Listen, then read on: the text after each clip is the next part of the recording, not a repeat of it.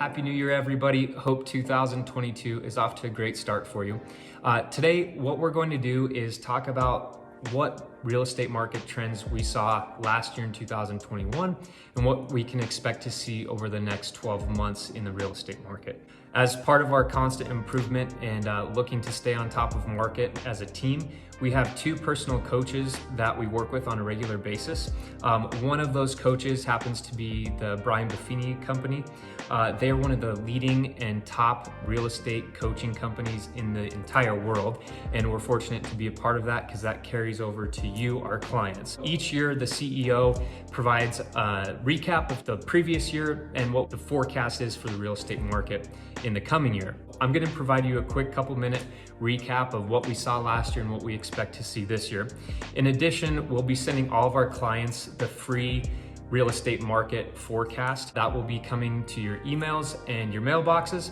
If you are not on our mailing list and would like a copy of that report for free, let us know and we'll send that over to you. It's a couple pages and it provides some good information for you.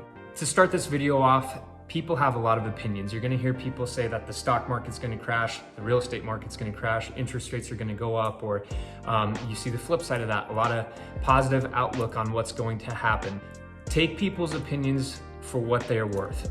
That's one of our biggest reminders to you, is take it for what it's worth. Look at their personal track record, and if they've made good investments and they've timed the market and have kind of had the crystal ball come to fruition for them, then maybe take what they say with a little bit of weight.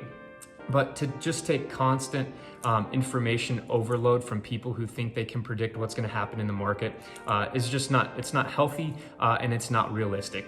Just a recap of 2021, 34% of all buyers in the United States were first-time home buyers, which is super exciting. That's a large portion of the market, and that's an exciting time for the next generation to be purchasing their first home, building wealth, parking their money in a real asset rather than having it collect hardly any interest in a bank or a volatile or potentially volatile stock market. 15% of all buyers bought new builds. So as we are all aware, there still is a housing shortage across the United States. The amount of new builds that are hitting the market are finally starting to catch up with the needs and the demands that have lacked over the last 12 years since the 2008 recession.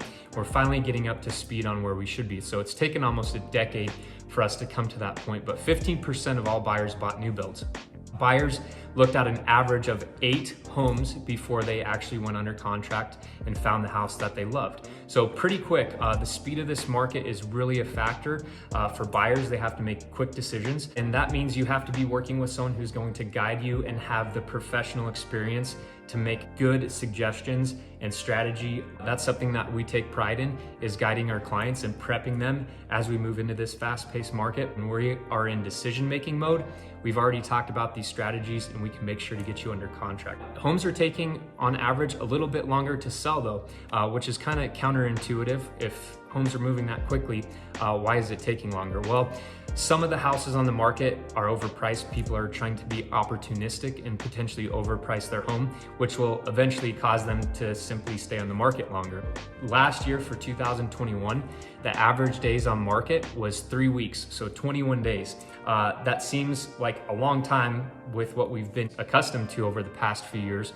However, in the historical trends of real estate in the United States, it's typically taking 75 days for a home to sell. So our current trend of 21 days is still very, very fast. Sellers aren't selecting the highest offer they receive all the time.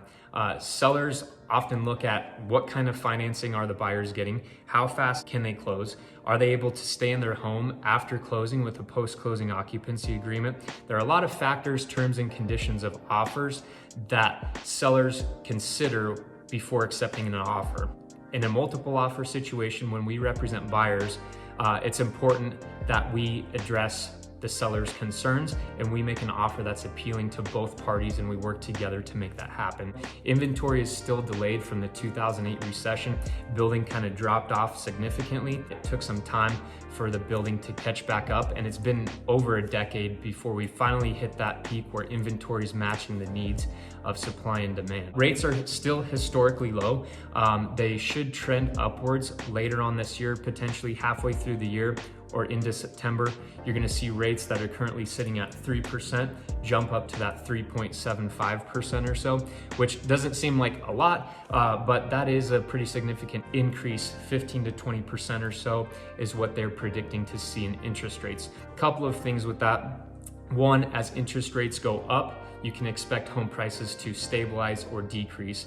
When interest rates go down or decrease, then home prices increase because people have more purchasing power at a lower interest rate than they would at a higher interest rate. Again, still a good time to buy. Interest rates are historically low. Even if they do bump up to 3.75 or so, that's still historically low for mortgage rates. And then again, increased inflation, that's a concern for everybody. Nearly 20% of all American currency in circulation right now has been printed in the last 4 years, which is mind-blowing that 20% of our monetary currency has been printed in the last 4 years. So that's going to be a trailing factor that we look at with inflation in a year, 2 years, 5 years from now. So people understand that inflation decreases the value of the dollar. So rather than having money in a bank account, that money is being invested into real assets, real estate, commercial real estate, Airbnbs. People are buying houses in real assets so that they don't have to compete with that inflation. That is a great place to put your money rather than having it in a bank where it's costing you. There's a carrying cost to have your money in the bank. So putting that money in a real asset is huge. That's one of the factors why home prices are continually increasing, is because people want real assets that they can touch, they can feel, and that they can have into the future, regardless of what the value of the dollar does. We hope you find this information helpful. Again, if you're not on our mailing list and you would like a copy, either email or physical copy of the market forecast, please reach out to us. Text, call, private message, whatever is easiest for you, and we'll make sure you get a copy of it. Thank you, and we wish you a prosperous and healthy 2022.